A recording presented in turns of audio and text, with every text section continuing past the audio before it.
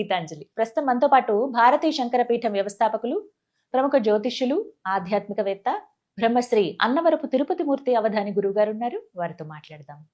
గురుగారు నమస్కారం అండి. ఓం శ్రీ మహాగణాధిపతయే నమః. కొన్ని ధర్మ సందేహాలు మీ ముందుకు తీసుకొస్తున్నాను.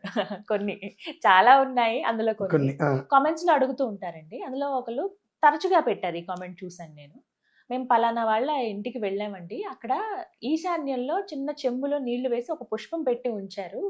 అంటే అక్కడ మేము అడగలేకపోయాం, కానీ అసలు ఎందుకు ఇలా చేస్తున్నారు, అది ఏమన్నా మంచిదా, శుభసూచకమా, మేము కూడా అలా ఏమన్నా ఏర్పాటు చేయొచ్చా, చూసుకుని మాత్రమే పెట్టాలి, ఎందుకంటే కొన్ని కొన్ని నిర్ణయాలు ఎవరో చేశారని మనం చేసేయకూడదు కదా అన్నారు. అసలు ఈశాన్యంలో చిన్న నీళ్ల చెంబు కానీ లేకపోతే చిన్న పాత్రలో నీళ్లు కానీ ఎందుకు ఉంచుతారు? పని పాట లేక. అంతేనా? దానికి ఒక శాస్త్రము ఒక ప్రమాణము లేవండి. మీరు నన్ను అడిగినట్టుగానే నేను ఒకరిని అడిగా, ఒకరితో చూసి నాకు చచ్చ కోపం అండి. నేను కూడా ఒక 2-3 చోట్ల చూసాను. చచ్చ కోపం అలాంటి పెడితే నాకు ఎందుకు పెట్టారు ఏంటని అడిగా. వాళ్ళకి అర్థం కాలేదు. ఏంటంటే ఆ చెంబులో నీళ్ళు ఆ ఈశాన్యములో ఎందుకు పెట్టారు, వాళ్ళు ఎవరో చెప్పారండి. మీరు ఎందుకు అడిగారా? అడిగారండి, పెడితే మంచిదన్నా. ఓకే, పైన కిందకి దూకండి చాలా మంచిదని నేను చెప్తా, దూకేస్తారా? అంటే ఇక్కడ విషయం ఏంటంటే అమ్మా, ఈశాన్యం అనేటువంటిది వరుణ స్థానం.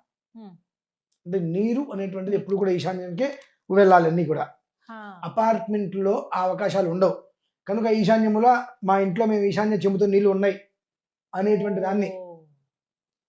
దీంట్లో ఇంకొంతమంది ఇంకోటి అంటే తెచ్చి విర్రి రకరకాలు ఉంటుంది. కొంతమంది ప్లేట్లో ఉప్పులో ముగ్గు, ఆ ముగ్గులో చెంబులో నీళ్లు, దాంట్లో పుష్పం. ఏమనాలి వెళ్ళి అంటే ఒకటి మనం చేయవలసింది ఒకటి చేయకుండా అనవసరమైనవి అనేకం చేస్తున్నాం. దానివల్ల ఎవరికి ఉపయోగం లేదు. ఈశాన్యం ఎందుకు నీళ్లు పెడుతున్నారంటే ఏమీ పని బాట లేక. ఫస్ట్ ఆఫ్ ఆల్ కొంతమంది ఏంటంటే వాళ్ళ మనస్సులో మనకు అపార్ట్మెంట్లో ఉన్నాం కదా, మనకి ఈశాన్యానికి నీళ్ళు అవి పెట్టుకోవడానికి అవకాశం లేదు కదా, కాబట్టి మనం ఇవి పెట్టుకుంటే ఆ దోషం రాకుండా ఉంటుంది అనే ఒక ఊహతో కూడా పెట్టుకుని ఉండొచ్చు. అని అవసరం లేదమ్మా. అపార్ట్మెంట్కి వాస్తు అనేటువంటిది లేదు. వాస్తు లేనిది ఏదైనా ఉందంటే అది అపార్ట్మెంట్. అది మనం గమనించుకోవాలి ముందు. ఒకళ్ళకి దక్షిణానికి డోర్ ఉంటుంది, ఒకరికి ఉత్తరానికి డోర్ ఉంటుంది, ఒకటికి తూర్పుకు డోర్ ఉంటుంది, ఒకటికి పడమర డోర్ ఉంటుంది. అన్ని వైపులా ఉంటాయి.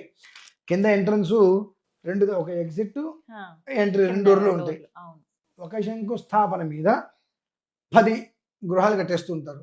దీనికి శాస్త్రంలో ఎక్కడా కూడా వాస్తు లేదు. నేను అపార్ట్మెంట్లో గృహప్రవేశానికి కూడా వెళ్ళడానికి సిద్ధపడను. ముహూర్తం పనికిరాదు దానికి. నన్ను ఎవరైనా కనుక అడిగితే నాకు నచ్చిన టైం చెప్తా, మీరు వెళ్ళిపోతానంటే, కాదండి మాకు ఇదే కావాలంటే నేను పెట్టను. మా ఇంటికి నేను అంతే వెళ్ళా, అపార్ట్మెంట్ నేను కొన్నా, ఒక సమయం పెట్టుకున్నా వెళ్ళిపోయా. భాద్రపద మాసంలో వినాయక చవితి 2వ రోజు.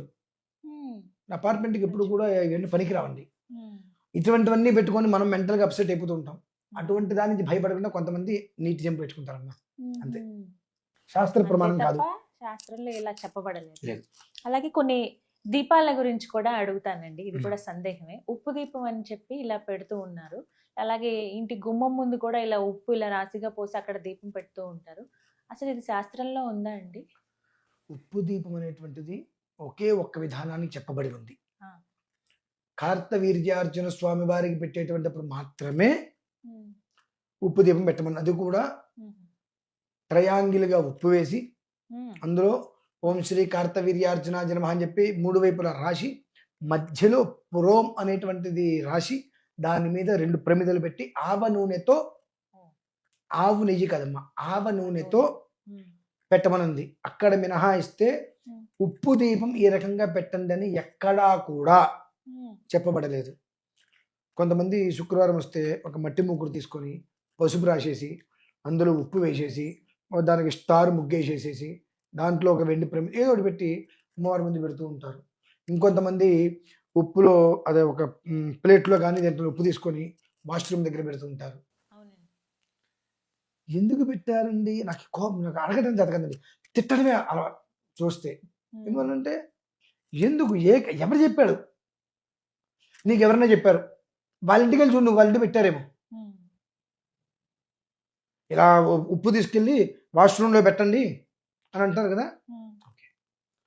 అయ్యా నమస్కారం అండి, మేము మీకు ఏదో తాంబూలం ఇద్దాం అనుకుంటాం, బట్టలు పెడదాం అనుకుంటాం అని చెప్పి అడ్రస్ తీసుకొని వాళ్ళ ఇంటికి వెళ్ళి వాళ్ళ ఇంట్లో వెతకండి, వాళ్ళ ఇంట్లో పెట్టారేమో. ఉప్పు దీపాలు కూడా ఎలా పడితే అలా పెట్టేవి కాదమ్మా. కేవలం రుణ బాధ విముక్తి, రుణం అనేటువంటిది తీర్చడం కోసం రుణగ్రహీత రుణగ్రస్తలు రెండు రకాలుగా రుణానుబంధ రూపేణ అనేక రకాలుగా వచ్చేటువంటి ఇబ్బందులు రుణం అనేటువంటి దాని మీద వస్తుంది. కాబట్టి ఆ రెండు పదాలు నా నుంచి దూరం అయిపోవాలి. నాకు రుణం అనేటువంటిది ఉండకూడదు ఇంకా అనేటువంటి స్థితిలో కార్తవీర్యార్జున స్వామి వారిని ఉద్దేశించి చేసేటువంటిది ఉప్పు దీపం. ఈ కాయిందానికి కాందానికి ఉప్పు దీపము, మట్టి దీపము, కారం దీపాలు పనికిరాము. అది తెలుసుకోవాలి. దీపాల గురించి ఇంకొకటి అడుగుతాను. గతంలో ఒకసారి ప్రస్తావన వచ్చింది, కానీ ఈ మధ్య బాగా చూసింది. మొన్న కార్తీక మాసంలో కాలభైరవ అష్టమి పూర్తయింది. కొన్ని రీల్స్ చూశాను గురుగారు. మొత్తం దేవాలయం అక్కడ ఉంది, చాలా విశాలమైన దేవాలయం. చుట్టూ కూడా కనీసం అడుగు పెట్టడానికి కూడా ఖాళీ లేకుండా మొత్తం కుష్మాండ దీపాలు. ఎన్ని దీపాలు, సుమారుగా అవి వేలల్లోనే ఉన్నాయి చూస్తే గనక. ఇవి కూడా చూపిస్తాను నేను ఒకసారి వీడియో. ఎంతమంది అంటే అందులో మహిళలు ఉన్నారు, పురుషులు ఉన్నారు, చిన్నపిల్లలతో పెట్టించారు, పెద్దవాళ్ళు అందరూ. అంటే వీటికి సమయం కానీ లేకపోతే వీళ్ళే పెట్టాలని కానీ అసలు శాస్త్రంలో ఉందా గుమ్మడికాయ దీపం అనేది? కుష్మాండ దీపం అనేటువంటిది రెండు ప్రక్రియలో చేయాలి. ఒకటి నవరాత్రులలో ప్రథమం శైలపుత్రీ చ ద్వితీయం బ్రహ్మచారిణి తృతీయం చంద్రగండేతి కూష్మాండేతి చతుర్థకం. కూష్మాండ అలంకారం రోజు నాడు ఆ కూష్మాండం మీద ఎట్లా అది కూడా రెండు ముక్కలుగా చేసి లేదా పూర్తి కూష్మాండం పైన దీపం వెలిగించాలి, లేదంటే రెండు ముక్కలుగా చేసి దాని మీద ప్రమిద పెట్టి వెలిగించాలి. అట్లా కాకుండా చెప్తే బాగోదు కానీ నేను మొన్న చూసా, గుమ్మడికాయని మొత్తం లోపల గుజ్జు తీసేసేసి పైన ముందు త్రిశూలం ఆకృతిగా దానికి ఒకటి తయారు చేయించి మధ్యలో అంత కర్పూరం పెట్టి అమ్మవారికి ఎర్రగా కనిపించేట్టుగా దీపం ఇచ్చారు. ఇటువంటి వాళ్ళ వల్ల గల అని అనిపించింది నాకు. అంటే ట్రెండింగ్ కొత్తగా ఏదైనా ఒకటి చేయాలి. చూసేటువంటి వాళ్ళందరూ నేను ఒక ప్రశ్న వేస్తానండి. ఈ కూష్మాండ దీపాలు మీ నాయనమ్మ గారి కాలంలో చూసారా?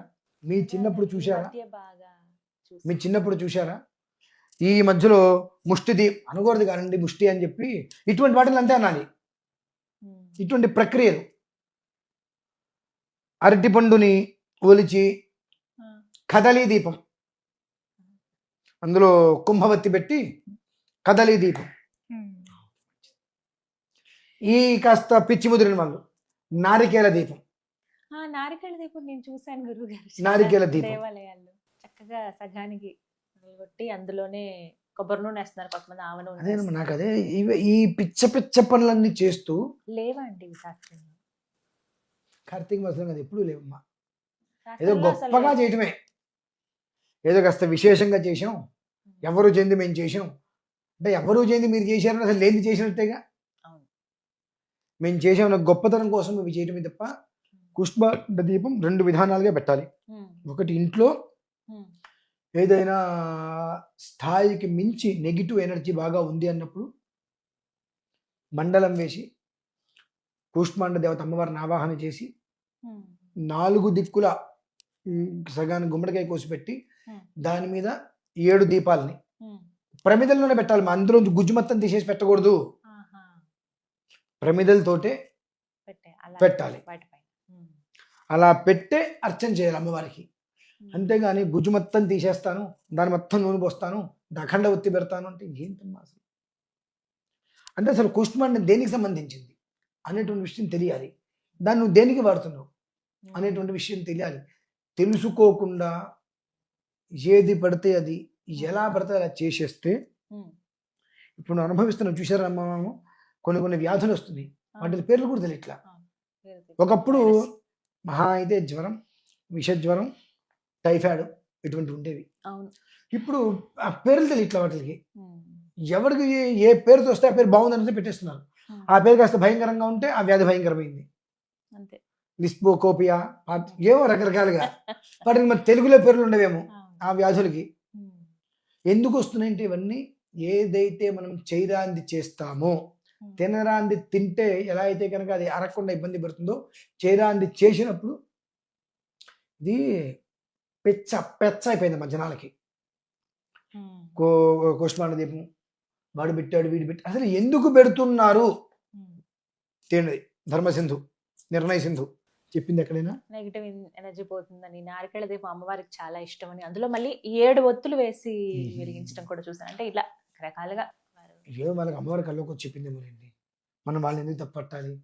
కానీ ఒక్కటి మాత్రం చెబుతున్నాను, గుర్తుపెట్టుకోండి. సరే ఈశాన్యం చెంబులో నీళ్లు పెట్టుకుంటే అది దానివల్ల మనకు లాభము లేదు నష్టము లేదు. మనకేదో ఇక్కడ భయం ఉంటుంది కాబట్టి భయాన్ని మనం పెట్టుకుంటాం, దాన్ని మనం నేనే మాట్లాడను. అంటే వద్దని చెప్తాను, మాకేదో భయం ఉందంటే ఆ భయాన్ని మనం కాదనిలేం. కానీ కుష్మాండ దీపాలు, ఉప్పు దీపాలు, టెంకాయ దీపాలు, కదలి దీపాలు, ఇవన్నీ కుష్మాండ దీపం పెట్టే విధానం అది కాదు. అసలు నారికేల దీపం లేదు, కదలి దీపం లేదు, ఉసిరి దీపం ఉంది, అది కార్తీక మాసంలో పెట్టే విధానం, అది వేరు. మళ్ళీ కుష్మాండ దీపం ఎప్పుడు నవరాత్రుల్లో 4వ రోజు చేసే విధానం వేరు. అది ఇలా కాదమ్మా చేసేది. ఏదో భూత ప్రేత పిశాచ మహా బ్రహ్మరాక్షస అన్నట్టుగా వాటిని 2 కోసేసి దానికి ఏదో పసుపు కుంకాలు వేసేసి నల్లగా మార్చిపెట్టేసేసి, ఇది కాదమ్మా, చాలా దోషం అది. దానివల్ల ఏం లేదు, మీకు వచ్చేటువంటిది ఇసక్కరైనంత ఫలితం లేదు.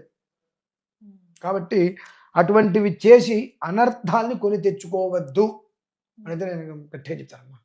కాదండి మేము చేస్తాము, ఓకే. పెద్దవాళ్ళు ఏమంటారు తెలుసా అండి, చెబితే వినకపోతే చెడితే చూడమంటారు, అంతే. దానికి మనం ఇంకా అంతకుమించి వాళ్ళకి చెప్పకూడదండి. అది లేని వెసలు తీసుకురావద్దు, చెయ్యొద్దు అని అంటారు. అది ఏం లేదు, నీకు ఒకటి కొత్తగా నీ దృష్టికి వచ్చింది అంటే ముందు అసలు ఉందా లేదా, అది ఉందా లేదా అనేటువంటి విషయం ఎంక్వైరీ చేయి. గూగుల్లో కాదు ఎంక్వైరీ చేయాల్సింది, పెద్దల్ని కనుక్కో, విషయ పరిజ్ఞానం వాళ్ళని కనుక్కో. వాళ్ళు చెప్తారు ఇది ఉంది లేదు. అసలు అంతకన్నా ముందు మీ చిన్నప్పుడు నీ ఇంట్లో ఇచ్చేసారు చూసుకో. నీ ఇంట్లో నీ చిన్నప్పుడు చేయలేదన్నప్పుడు అది లేనట్టే. లేదు, ఒకవేళ తెలుసుకోదలుచుకుంటే పెద్దవాళ్ళని అడుగు, కాస్త గ్రంథాల్లో చూసి దీని గురించి ఏదైనా ఉందా అనేటువంటి విషయం. అసలు ఇదంటే ఏంటి, ఉందే కాదు ఇదంటే ఏంటి అనేటువంటి విషయం తెలుసుకో, క్లారిటీ వచ్చేస్తుంది. సందేహాలు నివృత్తి అయ్యాయి. ధన్యవాదాలు గురుగారు. పరమేశ్వర్.